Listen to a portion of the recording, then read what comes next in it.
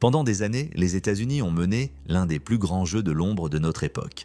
Un jeu où chaque mouvement, chaque mot, chaque clic pouvait coûter une vie. Ce jeu, c'était l'espionnage de la Chine. Au cœur de Pékin, dans les laboratoires secrets, les salles militaires et jusqu'au plus haut niveau du Parti communiste, la CIA avait réussi l'impensable, infiltrer la machine d'État chinoise. Mais ce que les Américains ignoraient, c'est qu'ils étaient déjà surveillés et qu'un piège, patiemment tissé, allait bientôt se refermer sur eux. Entre 2010 et 2012, les espions tombent, trahis par leur propre technologie. Trahis peut-être par l'un des leurs. Ce que vous allez découvrir, c'est l'un des plus grands désastres d'espionnage du XXIe siècle. Une erreur stratégique qui a coûté des dizaines de vies, réduit au silence un réseau entier d'informateurs et offert à la Chine une revanche historique. Voici comment la CIA a été aveuglée, humiliée et vaincue.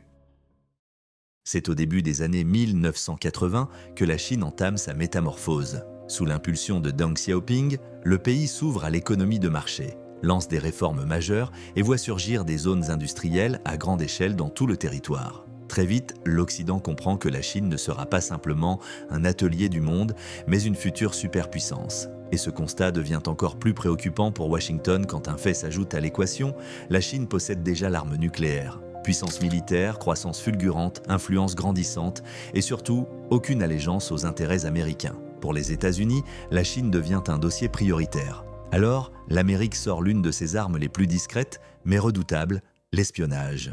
À la fin des années 2000, les États-Unis mènent une opération d'infiltration sans précédent en Chine.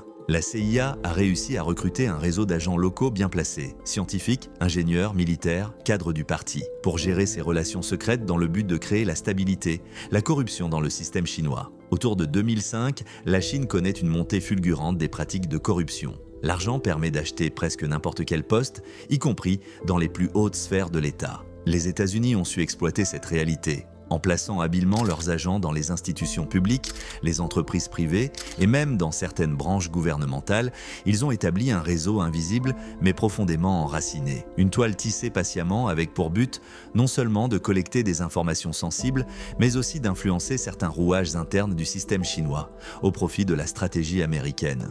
En 2010, certains dirigeants chinois commencent à se rendre compte que leur pays est profondément touché par la corruption et l'infiltration étrangère. Ils découvrent que plusieurs institutions sont fragilisées et que des agents étrangers, notamment américains, ont réussi à s'introduire dans le système. Pour réagir, le gouvernement met en place un vaste programme de surveillance appelé œil céleste. Ce système utilise des millions de caméras et des technologies avancées pour surveiller la population, repérer les comportements suspects et identifier les espions. Entre 2010 et 2012, le cauchemar commence. Plus de 20 à 30 agents locaux sont arrêtés, certains exécutés, d'autres disparaissent à jamais. L'un d'eux aurait été abattu en public devant ses collègues pour envoyer un message clair. La Chine sait, la Chine voit. Selon plusieurs sources, la CIA ne comprendra la gravité de la situation que des mois plus tard.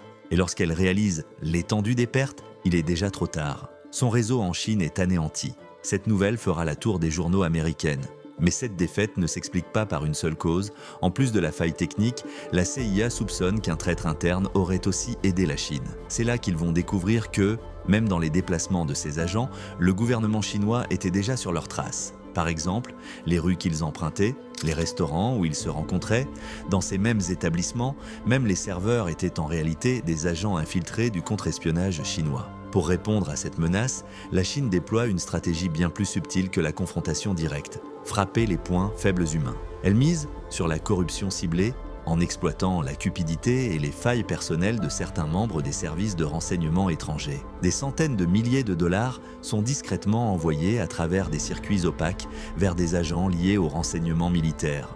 Parmi les noms cités dans les rapports, Candace Marie Claiborne, une ancienne employée du département d'État américain, accusée d'avoir transmis des informations sensibles à des agents chinois en échange de cadeaux, d'argent liquide et de voyages de luxe.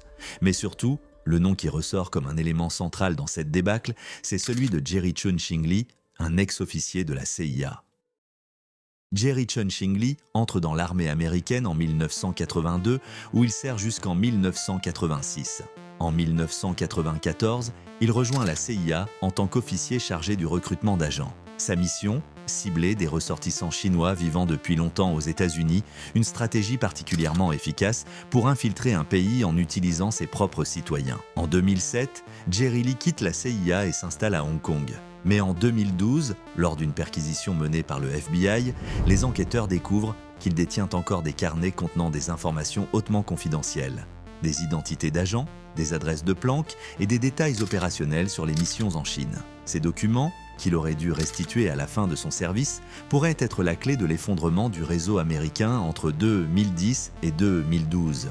Après la destruction de son réseau en Chine, les États-Unis entrent dans une phase de panique stratégique. Washington redoute que Pékin ait non seulement neutralisé ses opérations locales, mais qu'elle ait également accès à d'autres réseaux d'espionnage américains à travers le monde. Et ces craintes ne sont pas infondées.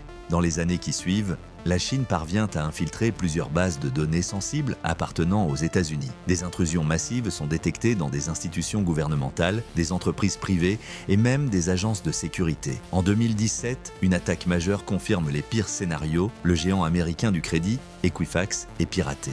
Résultat, plus de 150 millions de données personnelles de citoyens américains sont dérobées. Derrière cette opération, les autorités américaines pointent directement le ministère chinois de la Sécurité d'État. Depuis, la méfiance technologique entre les deux pays est totale. Les États-Unis voient dans les produits chinois, téléphones, routeurs, applications, un risque de cyberespionnage permanent. De son côté, la Chine bloque l'accès aux principales plateformes américaines comme Facebook, X, anciennement Twitter, Instagram et YouTube, non seulement pour contrôler l'information, mais aussi pour empêcher toute influence étrangère sur son territoire.